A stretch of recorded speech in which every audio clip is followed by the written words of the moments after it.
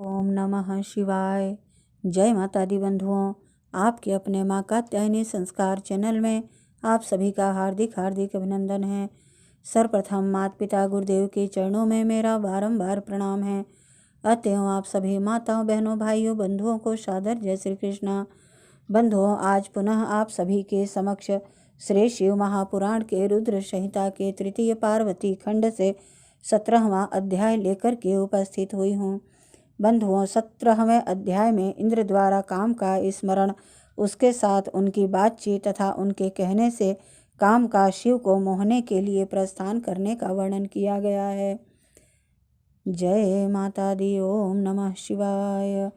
सिंदूरवर्णं द्विभुजं गणेशं लंबोदरं पद्मदले निविष्टं ब्रह्मादिदेव्यः परिसेव्यमानं सिद्धेर्युतं तं प्रणमामि देवं।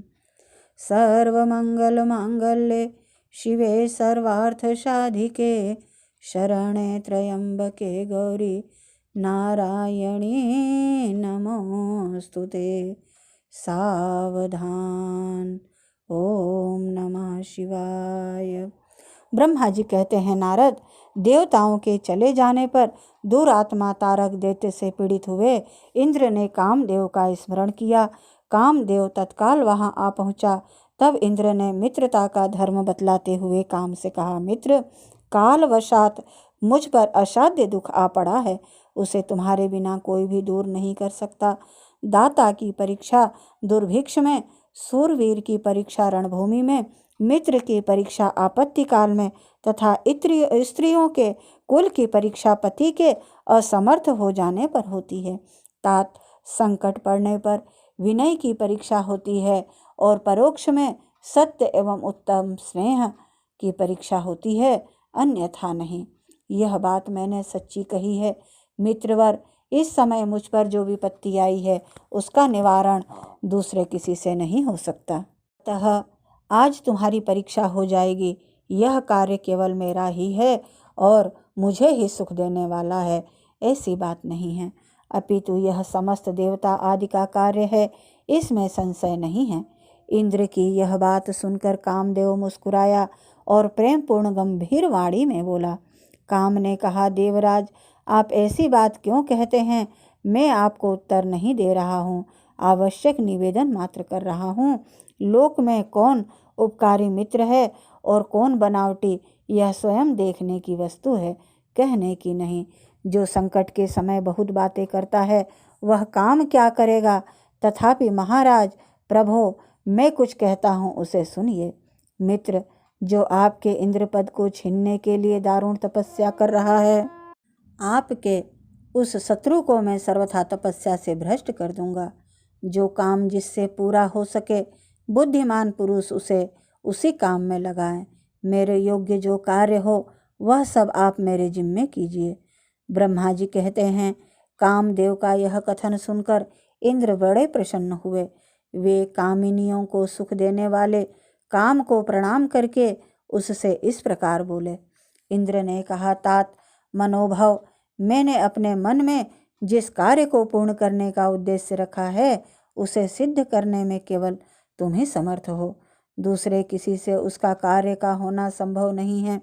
मित्रवर, मनोभव, काम जिसके लिए आज तुम्हारे सहयोग की अपेक्षा हुई है उसे ठीक ठीक बता रहा हूँ, सुनो।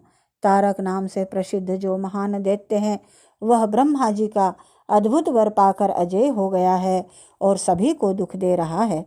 वह सारे संसार को पीड़ा दे रहा है। उसके द्वारा बारंबार धर्म का नाश हुआ है। उससे सब देवता और समस्त ऋषि दुखी हुए हैं। संपूर्ण देवताओं ने पहले उसके साथ अपनी पूरी शक्ति लगाकर युद्ध किया था। उसके ऊपर सबके अस्त्र शस्त्र निष्फल हो गए। जल के स्वामी वरुण का पास टूट गया।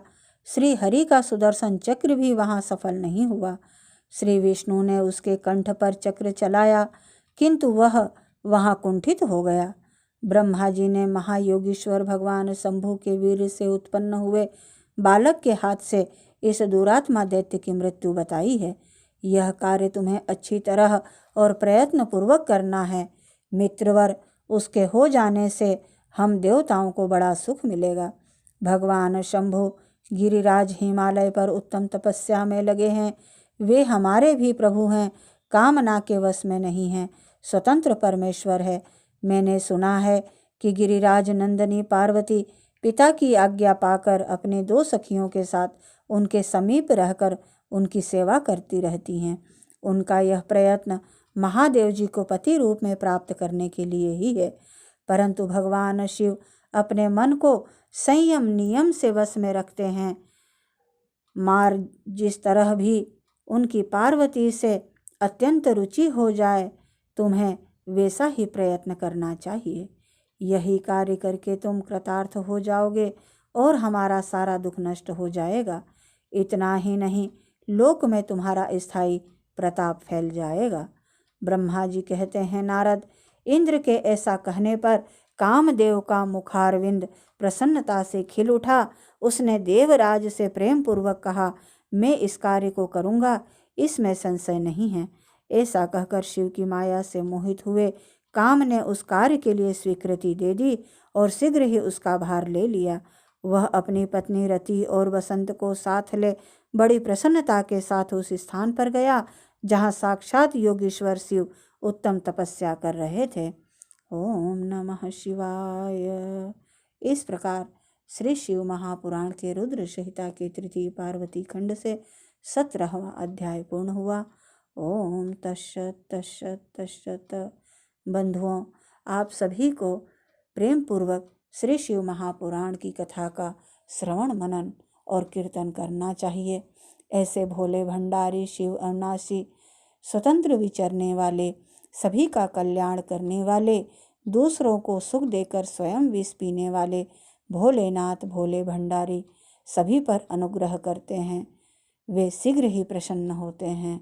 इसलिए आप सभी इस कल्याणमय शिव पुराण का श्रवण कीजिए। और यदि आपको मेरा यह प्रयास अच्छा लगे तो प्लीज़ लाइक, शेयर व सब्सक्राइब अवश्य कीजिए। जय माता दी बंधुओं। ओम नमः शिवाय।